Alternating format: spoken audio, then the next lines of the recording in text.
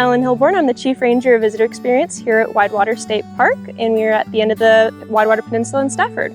So that actually started like a lot of our park rangers when I was young. I actually really enjoy being out in nature. I love seeing all the animals and the birds, learning all the different flora and fauna's names. I actually have a background in forestry, got my degree at the U of M in natural resources and forestry management. I got picked up by the U.S. Forest Service out in Oregon, was a forester for a few years, and then made my way back out here. So there's actually a lot of things that make Widewater unique, but one of the biggest things is the number of water bodies and types of water bodies we have around our park. We are a peninsula and we are in Nova. And so over here, you guys can see the Aqua Creek on one side. On the other side of our peninsula is the Potomac, which then all runs out into the Chesapeake. We also have freshwater ponds here, as well as our wetland over towards the Potomac side, which Holly Marsh Trail goes through. What I love most about working here is that at any moment in time you can actually reach a sense of stillness and peace. In a place like Nova, it's always hustling and bustling and just so very busy that just a 15-minute drive down the peninsula and you can come to a place where it just sounds like you're out in the middle of nowhere, like out in the countryside, and it's absolutely fantastic. And so I love that I can just have a moment of stillness and silence anytime I want. We actually have a lot of wildlife as well as plants here at Widewater State Park. So most people know us for our eagles and our osprey, who really enjoy having interactions with each other when they're out on the water going for fish. We also have plenty of fish here, including our snakeheads, which a lot of people know us for. We have bass, and we even have some gar that people have found. Not to mention, as I'm sure you guys can hear, plenty of insects that you guys can come listen to. We have our frogs, but also birds. We have plenty of our songbirds people come to love see. We have a few different attractions here at the park that people can come and participate in. Mostly we are known for our water activities. So we have our kayak launch, we have our paddle and campsites on the Potomac side, and we also have our boat launch, which just recently got opened back up. So you guys can come down for that. We have quite a few programs here at the park. Most popular is actually our kayaking programs. We have our morning kayaking programs, our twilight tours, and then most recently I just put out some moonlight tours on our full moons. And then we also have our Junior Rangers program, which is immensely popular this summer. I've had a lot of the parents ask for more next year, but later this year I'm really excited because I'm going to be switching out our kayaking programs for an archery program that we'll have with the cooler months. And so hopefully that'll get some people coming around who are interested in that activity. And so something else that's cool here we have at Widewater is our ghost fleet. You can see this off the Potomac coast on Widewater, mostly from the boat launch. Our ghost fleet is actually part of the Mallows Bay Marine Sanctuary. So this fleet is part of a fleet of over 200 steamboats that were made in 1917 in preparation for World War I. In support of these efforts, they transferred things like food and people, not only along the Chesapeake and the Potomac, but also along the Atlantic coast. But after 3 years, these steamboats weren't needed anymore. And so to reuse the materials, they stripped the boats down of all their steel and other fixtures, and then they burned them to put them out of commission. And so the vast majority of the boats are over on the Mallows Bay side in Maryland, but we do have anywhere between 12 to 17 boats here off the coast of Widewater, of which you can always usually see about 3 to 4 of them. One is really cool because it actually has a lot of vegetation and wildlife that is there now.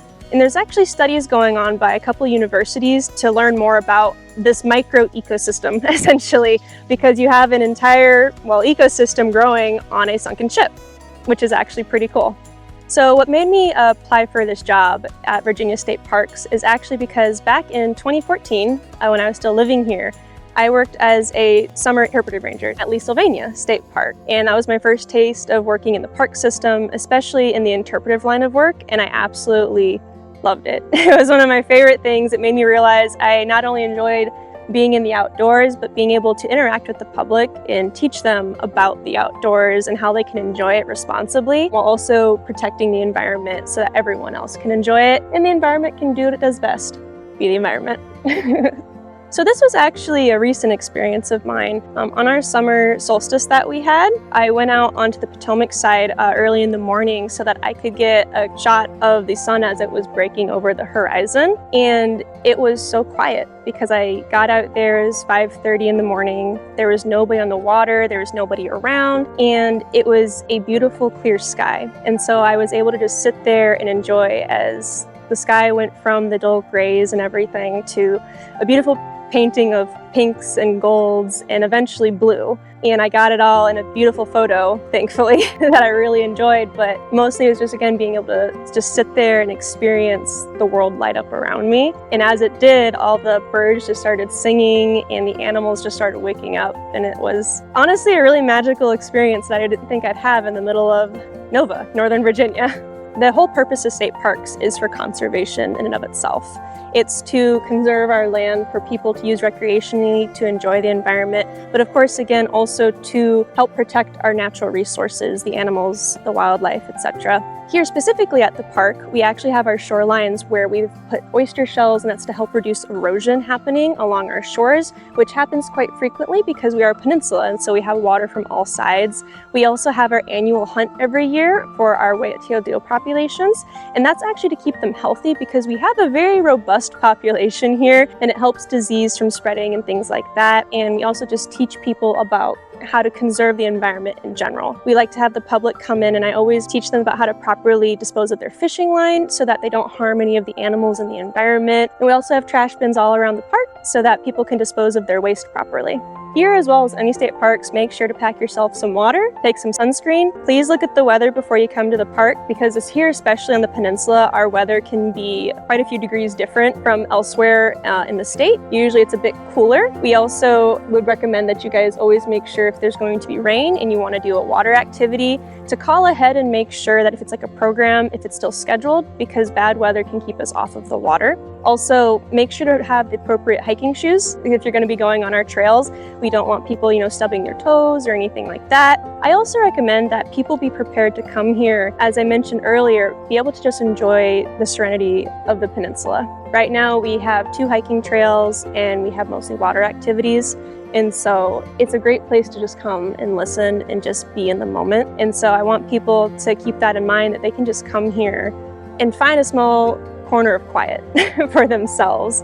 And I think that's a really great thing that we have. There's always something new to see, even in the same paths that I've taken. My most visited part of the park that I go to is actually the Potomac side, where I'd taken that picture on the summer solstice. It's just its own very unique spot because you can just look out over the vast water of the Potomac and you can just really see just how massive this water body is.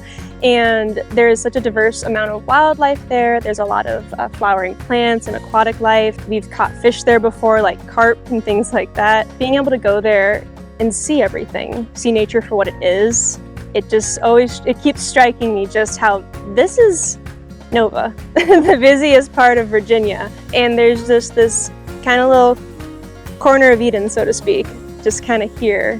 And it's amazing to be able to experience that every day. We are very excited to have any of you guys come down to the park, no matter if you're gonna go fishing, if you're gonna go hiking, or even if you're just coming to enjoy the area on your own. We would love to have you here. We're a relatively new park, so not too many people know about us. There's so much to learn and to experience. So I hope to see you guys here soon.